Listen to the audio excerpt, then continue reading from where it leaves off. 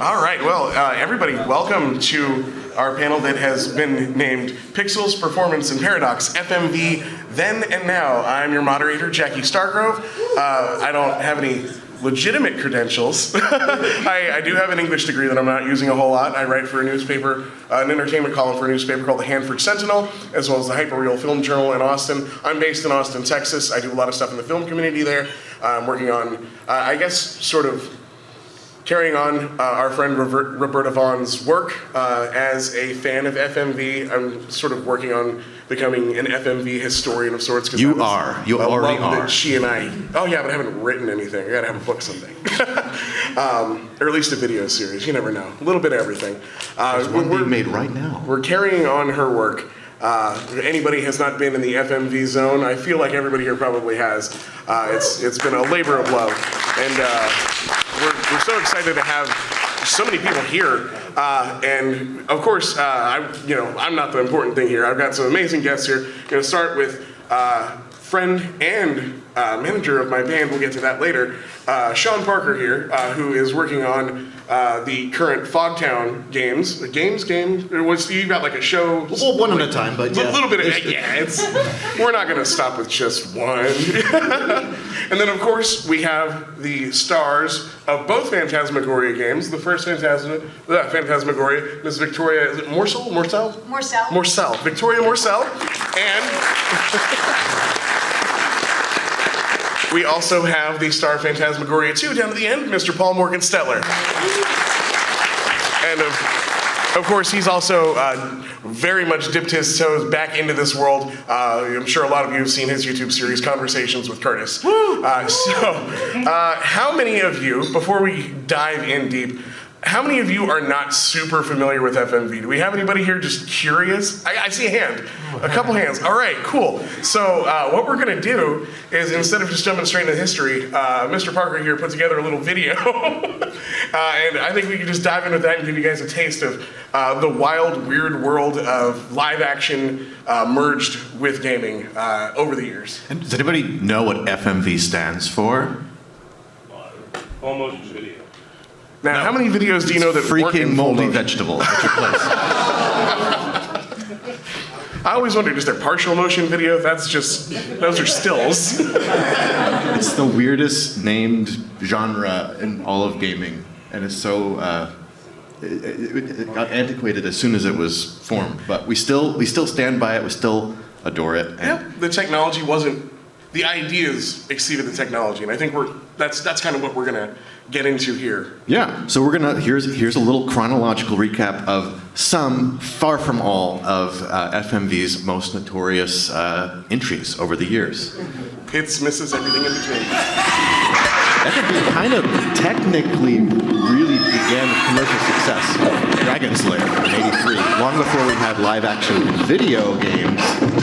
We had this animated installment. Yeah, by the one and only Don Bluth, of course.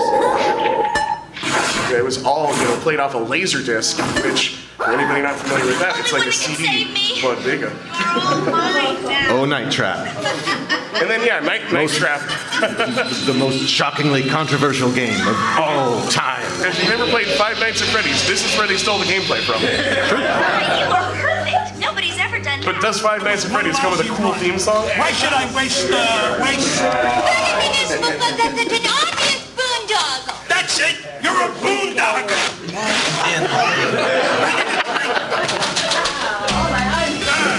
And today... Nobody's ever done that. So FMV games, like the thing that really distinguishes them from most normal games that have usually more interactivity, FMV games are kind of like click and watch scenes. There's not like direct control of your character. Yeah, they really liked, especially back in the day, the term interactive movies. One of the best of all time. That's it. Yeah, just pick it up and, hey, don't point that thing up here. That's not a toy, you know. Do you guys need more volume on the videos, or can you hear okay? Oh my hell. Hey, ¿qué pasa, Mayor? We're about as busy as a pair of jumper cables at a holiday Even SimCity added FMV clips to get it on Keep the the craze. money flowing and the subsequent stations growing. The Sims And you is missing. can shade up in the heat of day. Come on, is this the best you can do? How'd you get that 500 holes in your face? Learning to eat with a fork? We just let Slice Hey, Puke Skywalker, riff use on the fork. insulting the player for the game Good, owners. but I would say it's horrible yet terrible. Ugly yet disgusting. You suck.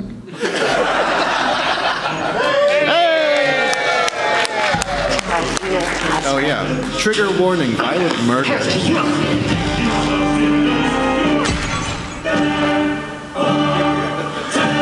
No, here's to you, Victoria.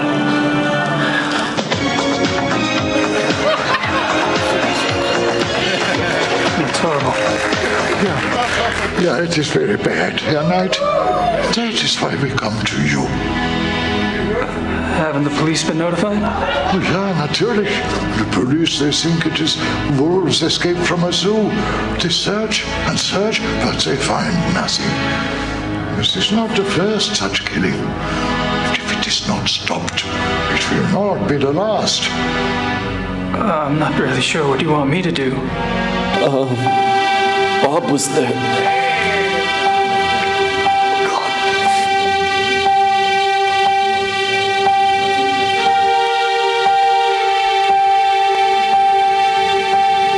What's going on here? It looks like someone got pretty sick of Bob. That's him, right there. Hello there. I'm King Mattress, ruler of Pist. And I know who you are. All the world's a game. And you're a pest. No, player. That's it. Pas venu aux 3 précédents, Monsieur Blanc. Ah ouais, je sais. Écoutez, je m'excuse. Désolé, je suis vraiment désolé. J'ai oublié. C'est un simple plombage, Monsieur Blanc. I was pulling YouTube clips very late last night. Je vous promets, est tellement présent que ça rattrapera. Christopher Lloyd was that talented.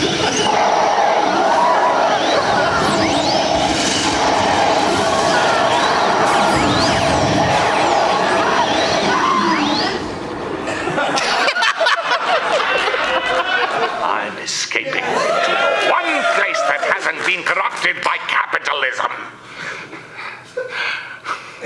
Space!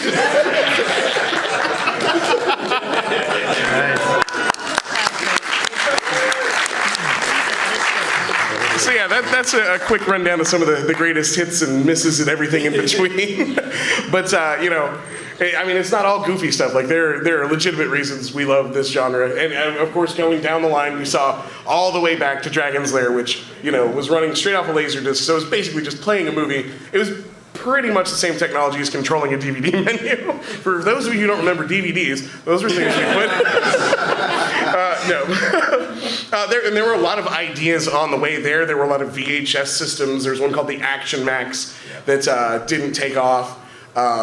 More importantly, there was one that didn't make it to production called the Nemo, and the Nemo was actually the technology from that, just kind of all the footage they shot for a little game called Night Trap just sat on the shelf for a few years, and when the Sega CD came out, they were like, well, this is perfect. And they managed to film a few things with a Sega Genesis controller to make it seem like somehow it was made not in the mid-'80s, I guess. And it came out to absolutely no controversy whatsoever, and nothing changed in the gaming systems at all. No, somehow, that, of course, because once you introduce live action, people start taking it a little more seriously, because, you're looking at real things happening to real people, except that politicians, don't actually look at the things that are happening to real people, and they just hear what people told them. And apparently Night Trap, which is about as extreme as a PG movie, caused a huge controversy, which is really funny when we get to these two, the games these two are in, and but somehow Night Trap was the one between that and of course Mortal Kombat, which was not full motion but did use digitized graphics, which is sort of a cousin, what led to the full motion video. That was the other big controversial game of the era. But yeah, Night Trap was made by a company called Digital Pictures, and they did mostly stuff that you played on the Sega CD. There was Double Switch with Corey Haim. They did the Make My Videos series. They even had one completely canceled game called Maximum Surge that eventually they just filmed a movie around and released it on DVD as something called Game Over. And it's so confusing if you have no idea what it is. But, you know, at least they didn't throw away all the footage. They knew there was something to do with it. But really, you know, in between that, and of course the other easy one was there was a company called American Laser Games who they realized that, like, oh, there's people on the screen, you can point a gun at that screen and shoot the people. They were most well known for Mad Dog McCree. They also did like the Crime Patrol series, Who Shot Johnny Rock. But yeah, Mad Dog McCree was far and away the one that everyone remembers. It was, you know, Western themed. Just it's like wandering into one of those like fake old West towns, like that old South Park episode. And everybody's like, "Well, how you doing, partner? I heard somebody may have shot the sheriff." And then you just, it's absolutely absurd, but it's a lot of fun. But you know, this was the early years of the technology. And then someone, somewhere, had the idea that you could actually, you know, not just press buttons in time with something already happening, but take that technology and, you know, tell full-on interactive stories with it. Which, of course, our bread and butter is, for many of us, the adventure game, which, you know, is much more open, intricate, and, you know, involved. And narrative focused. Very narrative focused. Sometimes not the most focused narratives, but very narrative focused. I think. Seventh guest, anyone? Exactly, and that's actually kind of where it starts for me. Like if I'm telling the personal story I've told a million times, like I remember, as I told yesterday when we were Let's Playing the Seventh Guest over in the FMV zone, I remember being 5 years old in 1993, and my family and I walking into a Circuit City after years of just Commodore computers and Nintendo and Atari, and this guy walking us over to a Packard Bell Windows 3.1 computer, popping in the Seventh Guest, hitting that load screen, running through the opening, walking all the way to the microscope, like just showing us through everything, and we were absolutely blown away. We'd never heard music like that before. We'd never seen video like that before. It was just nothing that had, you know, they were finally taking what felt like modern movie technology and putting it into the computer. And it was still very experimental at the time, but it was just mind-blowing. We walked away, you know, with that computer that day, and then just spent the entire rest of the 90s stuck on puzzles where you have to play chess. But that led to, of course, you know, a little company some of you may have heard of called Sierra. And their head, what would you call her? Their head designer, I guess, Roberta Williams, who was known at the time for mostly family-friendly stuff, particularly the King's Quest games, you know, fantasy adventures, but still games where, when you think about it, the carry-through is there, because no matter how family-friendly the games were, you still died in the most cruel and maniacal ways possible. That you could never anticipate. Absolutely. Like, it's just trial and error. How dare you try to walk down the stairs with a nice fairy tale coat of paint on top. But yeah, I guess she had a horror story in her head, and she wanted to shake the family image just a little bit, and decided to put together a 7 CD ROM long haunted house epic that we know as Phantasmagoria. There we go. And it was, I mean, I'm not good with numbers, but I know they funneled, it was the most expensive game ever made at the time, if I'm not mistaken. It would have to have been. Yeah. And they funneled a lot of money into it, and they got a lot of money back. And unlike Night Trap, despite the fact that it has incredibly graphic violence, there wasn't a whole lot of controversy, apparently. It was just a hit. And I think we did find out from our Australian friends it was banned in that country entirely. That's true. But over here, the same country that again took great offense to, you know, teenage girls singing into a tennis racket. I think they'd used up the outrage by then. Yeah. They actually looked at the games this time. But yeah, and I think part of that success, part of what makes or breaks an FMV title is, of course, the people you put into it. So we'll just go to Miss Victoria here, since obviously this was a brand new medium at the time. I assume you were just a working actor. How did this come across your plate? What was the experience like? I got the audition, I think, through my agent, and I had read for Peter before for something else that he didn't cast me in, but he brought me in for Phantasmagoria, and I just remembered just now watching that the way they described it to me was that it was an interactive movie game. That's what they called it, and I'm like, what? what is that? But I also knew that it was 3 months SAG work, and I was, I was a starving actor, so I was excited, and so I just auditioned for it, and I got it. Can we ask what the majority of that 3 months was spent filming? Like what kinds of shots you had to do? Walking up and down the stairs, doing my fidgets, yawning, petting the cat. Yeah, I think one of my favorite things to notice, you don't think about it necessarily when you're younger, but when you watch now, how like every motion is so deliberate because you have to end up in the exact same stance and posture every time. Yes, and yeah. I can't imagine how many takes it takes to get that perfect. Right, but it's totally natural in the end. Yeah, no. As an actor, you're trying to act, and then you have to go into this neutral mode suddenly. At the end of it, or I mean, it was so awkward, but yeah, it was. But it was so exciting when I got to do something like Mark remembers these where I got to like run and jump over something, or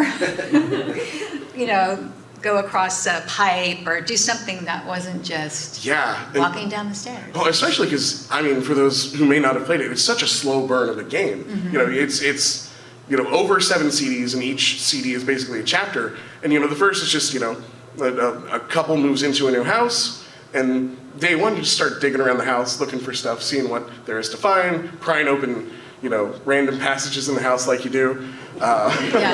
And sometimes you unleash a ghost or something. Sometimes. And so things just start getting progressively weirder day by day. And I guess that's kind of the thing, since it's sort of a day-by-day structure and you had to do, different things for each day. How did they work that into the filming process? Like, was it you filmed all the days at once and you had to try to, or is this too far away to even remember kind of thing? Oh my gosh, it's so hard to remember. But I feel like we pretty much followed the order of the script. That makes sense. But there would be multiple. Gosh, I don't. No problem. You're looking at me, and you probably remember, and I don't remember. You know, by location. Yeah. What year the filming happened, or what? Oh, by time of the year? location. By location. Okay, Yes, cool. Yeah. That helps. When did the filming happen? Yeah, like what year? Or what It was time? '94. So, the but then spring. there was only probably maybe a couple prominent FMV games that had even like been released at that time. So Yeah. it was probably completely brand new concept to a lot of the people involved. Yeah, it all felt like stuff was being figured out, and we're on the stage and they hook up a monitor and we can see the set, but it was not quite finished, Right. It was kind of roughed Because in. and particularly in the first game, almost the entire set was digitized in later, correct? I think so. Yeah. All Yeah. blue screen shooting. Yeah, it was blue screen, and so Mark reminded me that it was the location. So we're doing like all the barn stuff together, if that makes sense. People in the audience, can you raise your hand if you worked on Phantasmagoria? I got one. Higher. Okay. Hooray! I will say the one thing that would have been easy about shooting all this stuff on the same day is that for some reason, your character in the game has a very specific wardrobe. Yeah. She really liked that orange top. She did not. Well, somebody decided that she should have. Or the pants. Yeah, because every day, it's a new day. She wakes up, wears the exact same thing. Yeah. No, I was even as a kid, I was like, well, that's weird. I don't do that. That's a good indicator If I of did that, I'd the get in trouble. descent into madness. So I think it works fine. Yeah, but Yeah, and you know, as the game goes along, of course, you know, the husband gets possessed and starts to go crazy, and you learn about the history of the house and the awful man who owned the house and killed all his wives, and how history is starting to repeat itself. And then it kind of just ends in a big, I mean, I'm sure there was a lot of inspiration from The Shining, but in particular that final act reminds me of The Shining, of, you know, just him chasing you around the house and, you know, at every turn popping up where you least expect.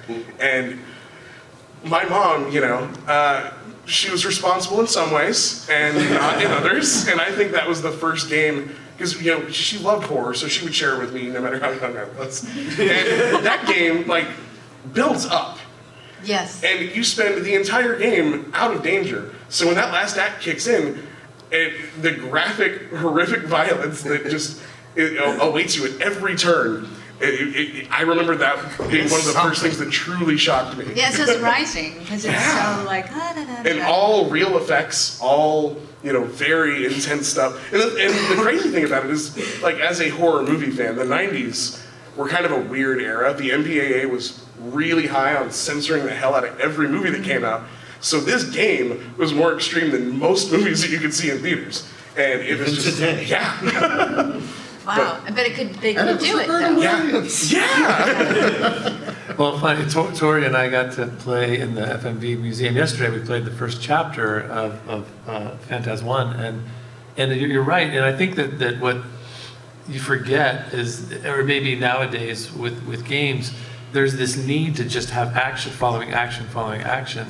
And what this game does, and even just with people sitting in the, you know, watching, younger folks who are kind of, it like you said, it's a slow burn, and yet it's not boring. It's very, you get sucked into the slowness and the ability to explore and look at things and see things. And you along the way, there's all kinds of signs that something's not right, but it's no danger yet, or you know, it doesn't feel like it. And so I think that's something that's really a wonderful aspect of, and I think that's just the way it was back then. There was no need to go so quickly, but I do think that we can maybe look back at that and see that there's real value in not having to skip ahead so quickly. Yeah. All the And especially because, you know, Sierra had a 30-day return policy, so if you finish that game too fast, you can just send it right back. So if you, why do you think all those incredibly hard puzzles exist? So if you give people something to do, something to soak up, mirrors to check every day to see what's in them, because in Phantasmagoria, it's never quite the same thing 2 days in a row. You know, you start off just brushing your hair in the mirror one day, and then by the end of the game, you're seeing just visions of horrific murders that happened, you know, 50 years ago. There's even special secret Easter eggs in the bathroom that change every day, too. There are. I feel like we won't get into that. I feel like Roberta may not have put that in the script. But yeah, you know, Phantasmagoria came out. It was a massive hit, and like they do with massive hits, they put a sequel into production. And in this case, it was the anthology idea of Phantasmagoria just as a horror series, which it's a shame that it stopped at 2. I think they could have kept going forever. And they gave Phantasmagoria 2, A Puzzle of Flesh, to the very underappreciated Lorelei Shannon, who I think had just finished working on King's Quest VII at the time for Roberta. It's a very, very different story from the first. If you're expecting a continuation, which I think a lot of people were, it's like the Halloween 3 situation, where like this is such a cool situation, or something cool to take part of that has nothing to do with the original, and if you don't get yourself in that mindset, you know, it hurts. But also, the technology was evolving so quickly, 3D gaming was starting to happen at the same time, and as quickly as the public had embraced FMV technology, I feel like they were starting to kind of chew it up and spit it out as well. And Phantasmagoria 2 was not as much of a commercial success. Otherwise, Ken Williams would have greenlit 17 of them, because that's how it worked. But it's still, you know, I think it was underappreciated in its time, and it's a very like brilliant capsule of things that really broke the mold. Oh yeah. Whereas, like, you know, I love the first game, but it's very much a straightforward ghost story. Whereas Phantasmagoria 2 You play as Curtis Craig, of course, portrayed by Mr. Stetler here, and Curtis Craig works in an office, which, how many games were about office drones back then?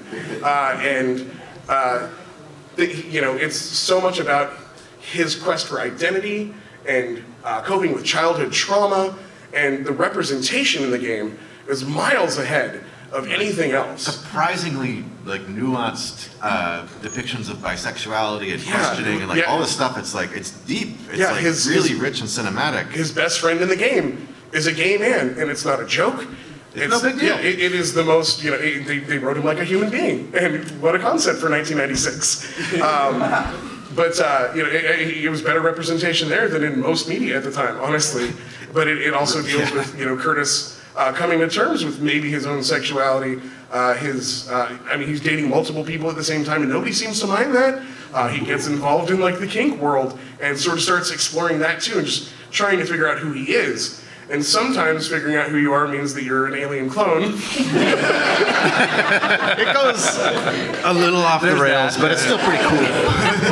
On that journey, sometimes you get a belly button piercing. It's fine. But yeah, I guess kind of same situation. Was it just like a regular casting call? How do they sell it to you compared to a regular? I guess we mentioned film acting. Yeah, we talked about this a little bit yesterday, and I got in late. They had cast an actor named Brad Greenquist. I didn't remember his name yesterday, who was a co-star of Pet Sematary. So he had a real pedigree at the time, where he was an up-and-coming actor, and ultimately had to turn it down.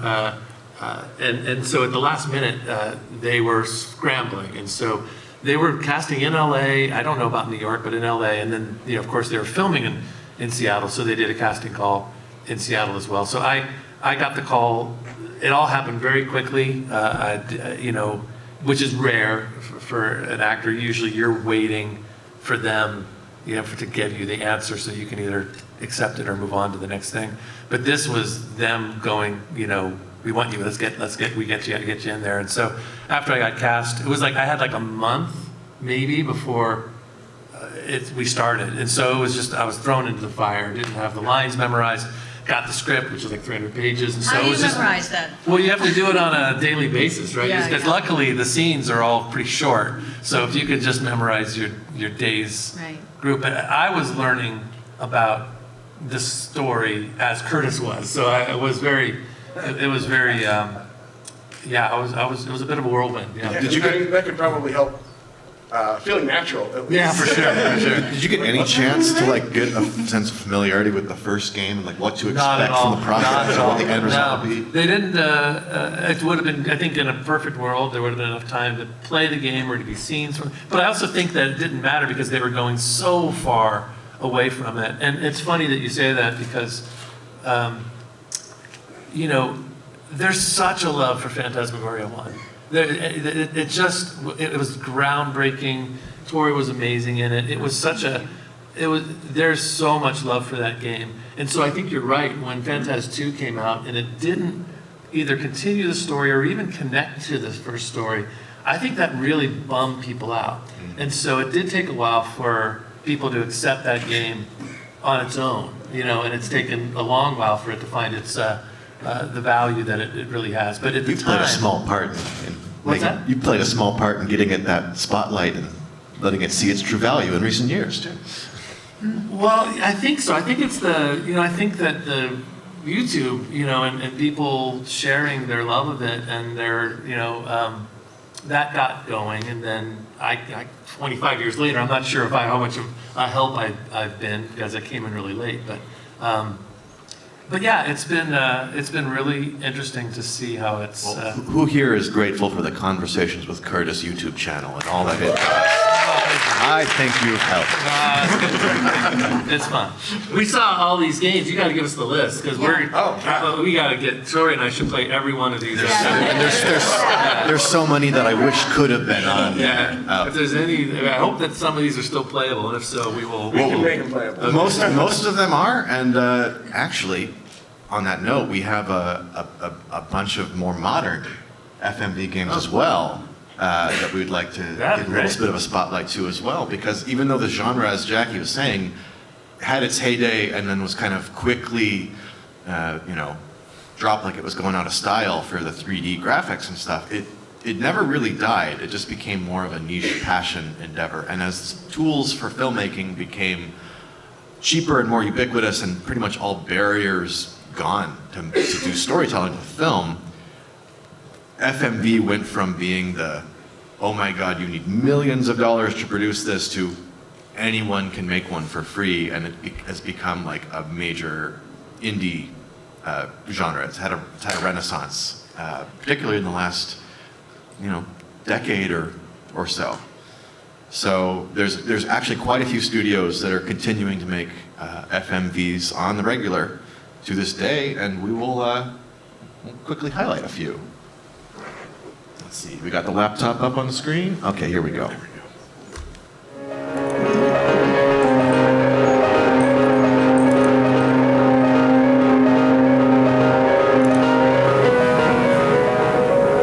like to speak to a lawyer now.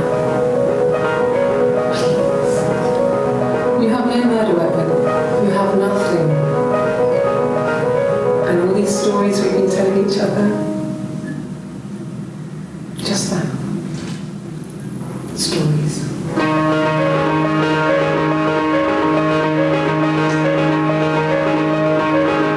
Detective Inspector Jenks. Rebecca, is it? Yeah. There's been an unexplained death locally. Yes, that's dreadful news. You're married to Ryan, one of the Atlas leaders, yes? I suppose I am, yes. It's just a business management training program for postgrads. I believe that Kate Vine was a student at Atlas. Kate Vine? All of this has been thoroughly investigated, Inspector. It was suicide. Who is it? I'm a police officer. Detective Inspector Jenks. Baggage. What the hell happened in that garage?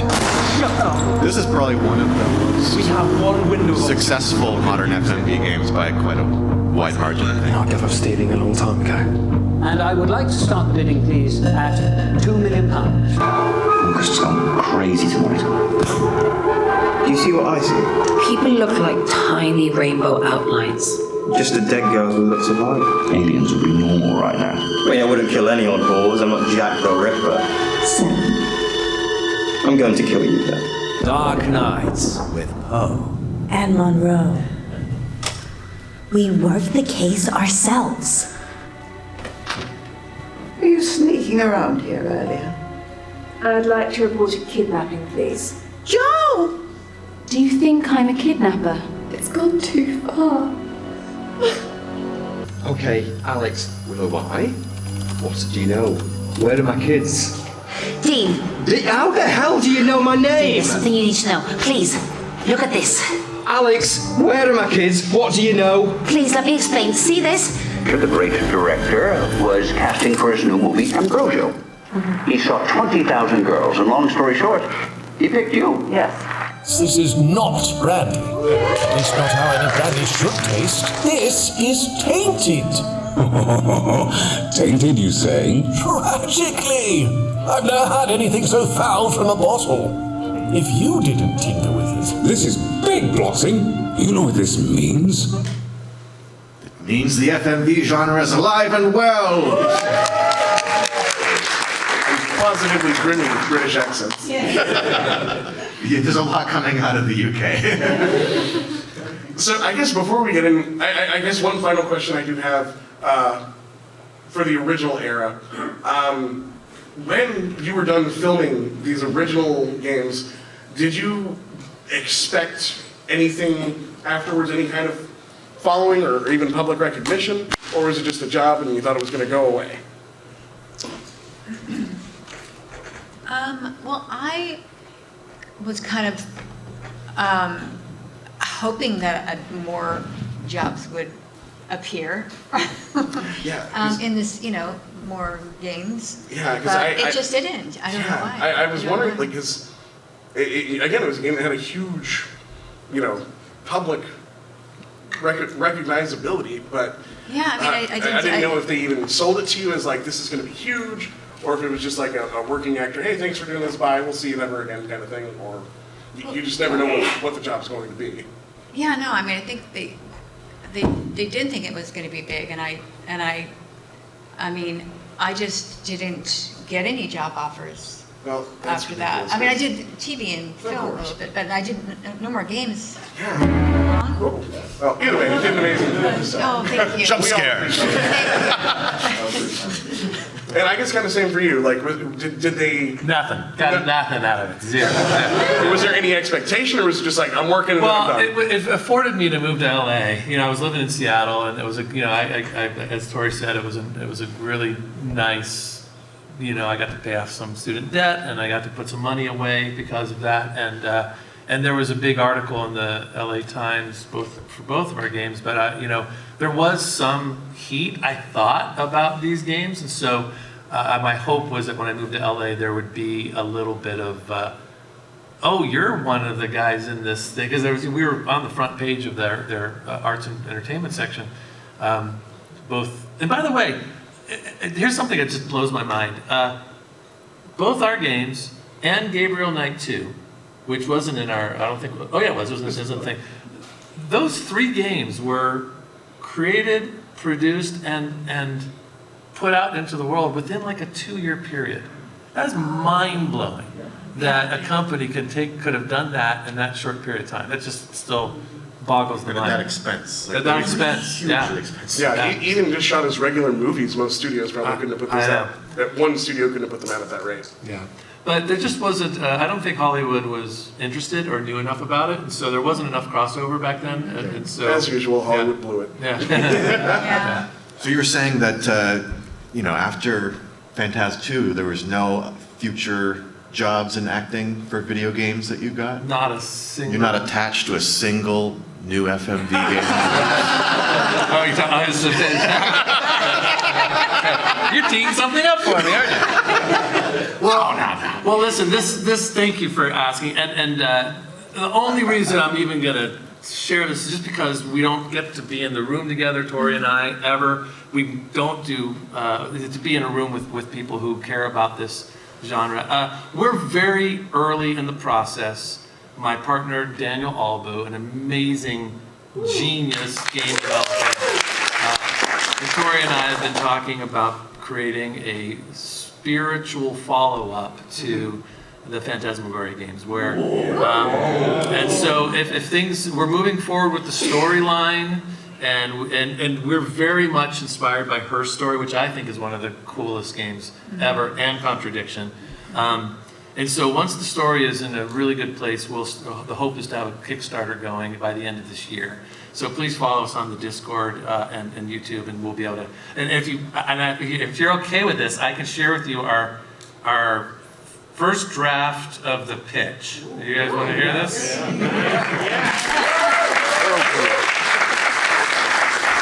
Okay, so we're going to market it as her story meets Contradiction meets the X-Files TV show.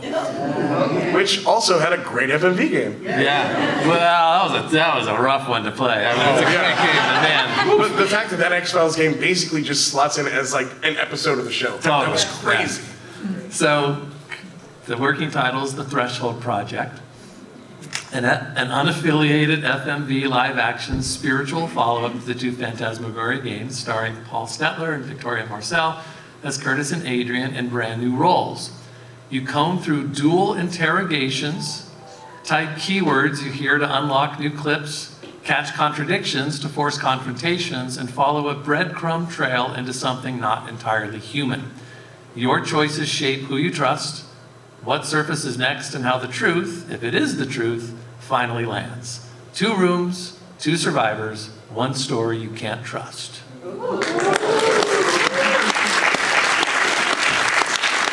I pre-order now. Yeah, so now we'll start passing the collection bowl around. Pass the plate. So yeah, we'll keep you updated as things move forward. Great. There wouldn't happen to be another FMV game you're attached to, would there? Oh, yeah, hey, Sean, I'm wondering if you might have some. Didn't we hear something about? Yeah. Not only Paul Morgan Stetler, but Dean Erickson of Gabriel Knight 2 is returning to FMV, at least to lend a voice. Instead of me talking about it, though, would you guys like to play an unreleased few-minute slice of an FMV game with puppets in it? All right. Brace for the jump scare. Okay, so here's what we're gonna do. There's gonna be choice screens, and you guys get to shout out what we pick. And what I hear the loudest is what we're gonna roll with. This is exactly what my childhood was like. Mom, grab the lever, and then Story gets her face caved in. One of our earliest, hottest, and tastiest mysteries, and perhaps the most personal. I had just returned to Sherlock's flat to find him madly conducting a science experiment on our poor lab mice to settle our friendly dispute about the negative effects of alcohol. I fondly recall the look of shocked horror on Sherlock's face when the test results favored me. But when I attempted to celebrate my victory with a spot of brandy, I took my first sip and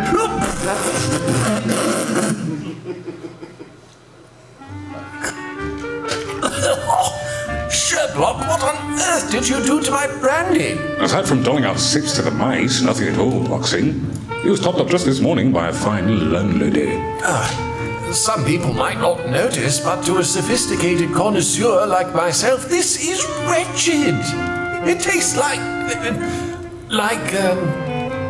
What's it taste like? Toilet water.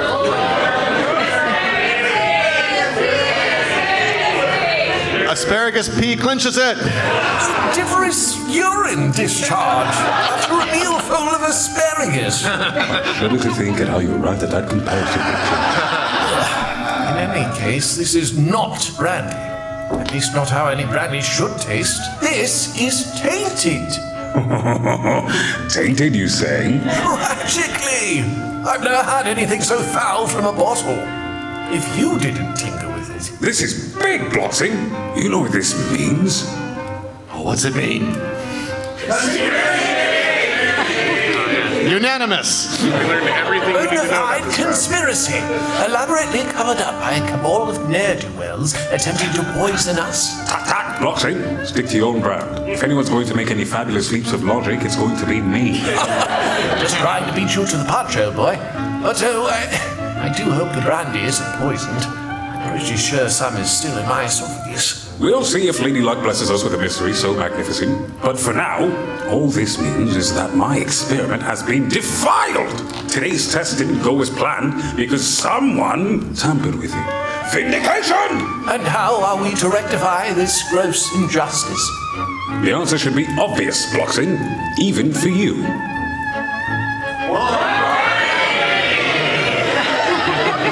Order more brandy. You guys are unhinged. Great start, Bloxing. We should indeed compare our spoiled sample with another specimen. Why, yes. For testing. Surely what I No one faffs about with my experiments and gets away with it. We must consult Mrs. Hudd at once. What's she got to do with it? Come, Bloxing. She's the one who refilled our decanter. Therefore, she might have been...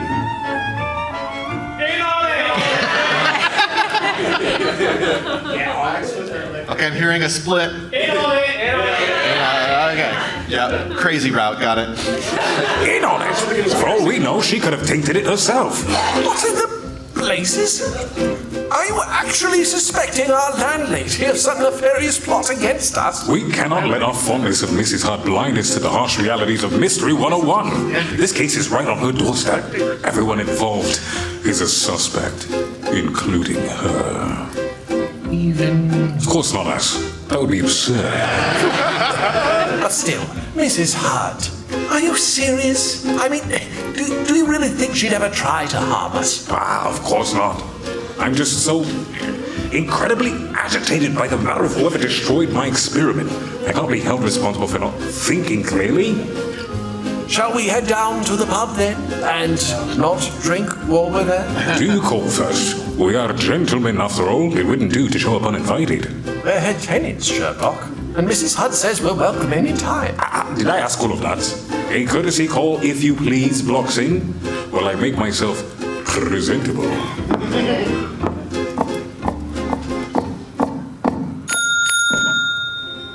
Mrs. Hudd suds, we doff 'em, you quaff 'em. No, Mrs. Hudd, it's me, Blocks. Oh, I mean,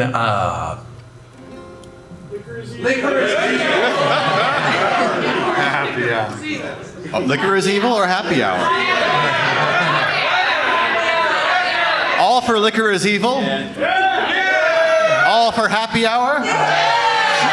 Does not join have a happy hour? Every hour is happy hour here, sir. But cheap drink hour, not on your life. Oh, Mrs. Hudd, you are a treat. Do you kid with all your callers this way? Only my favourite ones, love. Yes, you're too kind. I like the new catchphrase, by the way. Just trying out some new slogans. So what can I do for you today? I'm afraid some most distressing news has just come up. More like spewed out, it was projectile. Did you hear that? It did make rather a mess in revealing its presence. Tell me what's on your mind, Mr. Bloxon. I don't think I want to know what's all over the apartment. Which one? Well, I'm afraid there's something not quite right with the taste of today's brandy. Sherlock and I would like to investigate. And I'd like to order a replacement pronto. I heard that, Bloxing. Anywho, if we head down now, may we have a moment in private? Mrs. Hudd, are you there? You'd better come quick, Mr. Bloxon. This is bigger than you know. Nice.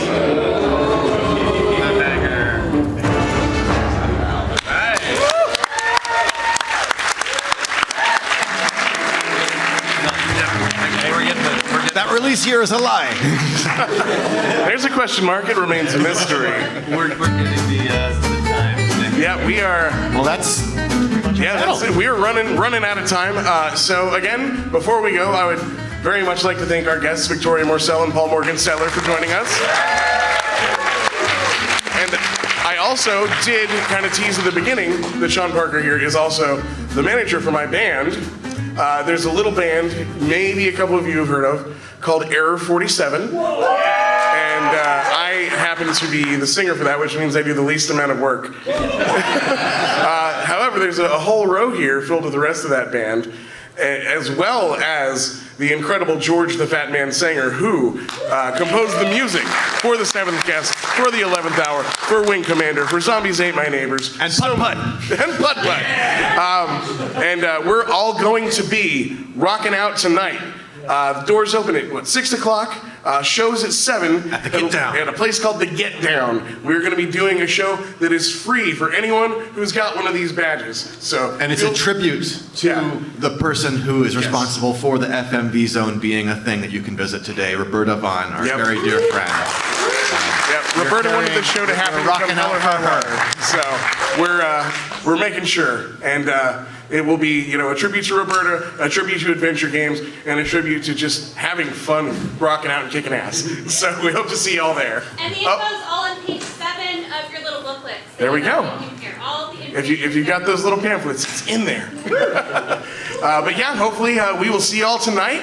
Have a great rest of the convention. I know some days are kind of the quiet day, but have fun. Thanks again, guys. Thank you so much. Thank you for watching. Please like and subscribe, and here are a few more videos for you to check out.